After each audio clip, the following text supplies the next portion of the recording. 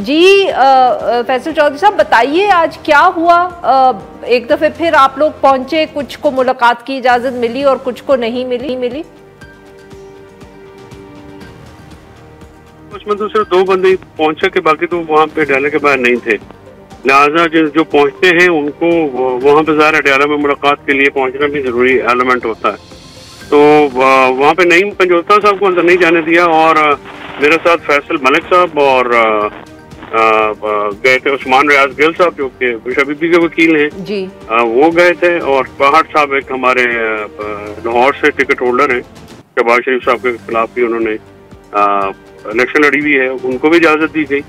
और वहाँ पे 4 लोगों का, हालांकि मैंने नईम के ना जाने पर एहतजाज भी किया। मैंने कहा कि नईम साहब को बुलाया क्योंकि लिस्ट में से 2 लोग ही आ सके, जहीर अब्बास साहब भी नहीं पहुंच सके आज। अच्छा। और फिर उस्मान रियाज गिल साहब को इजाजत मिल गई, तो वो लीगली जो ब्रीफिंग थी वो उन्होंने कर दी, फैसल मलिक साहब ने भी कर दी।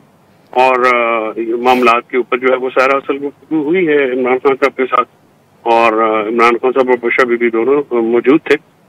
तो सर उनसे क्या गुफ्तगू हुई? क्या आपने उनको बताया कि उनकी बहनों को एक दफे फिर रोक दिया गया? बिल्कुल,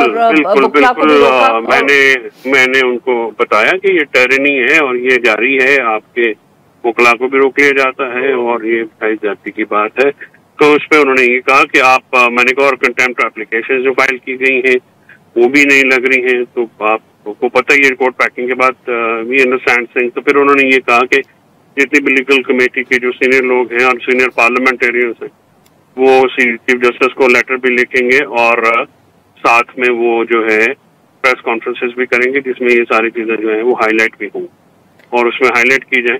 और उन्होंने आपको, माफ करिएगा सर आपकी बात काटी हुई, उन्होंने आपको इंस्ट्रक्शंस दी कि आप बाकी जमात तक पहुंचा दें? डेफिनेटली जो मुलाकात हुई है उन्हीं वकला में से जो है वो बात करेंगे ना जी।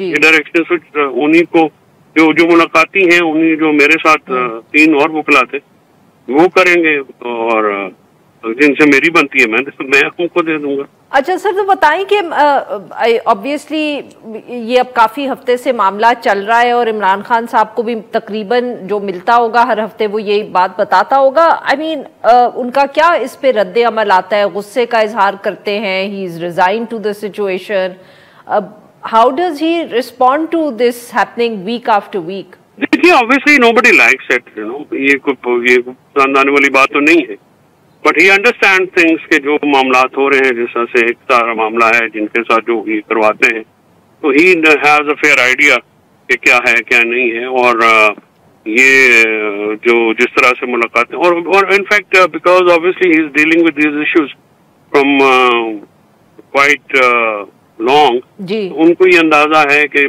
जो है पहले भी लिस्ट एग्जॉस्ट नहीं होती थी, पहले भी मर्जी से बंदे भेज दिए जाते थे, यानी जो है जो है वो उनको वो समझते भी हैं, हम भी समझते हैं। ये तो अभी यहाँ पे जो है वो संगठ बनाया जाता है। मैं अच्छा फैसल साहब ये बताइएगा कि फिर पिछले हफ्ते तो जब भी बहनों में से एक बहन को रोका गया तो बाकी भी अंदर नहीं गई, आज क्या हुआ वहाँ?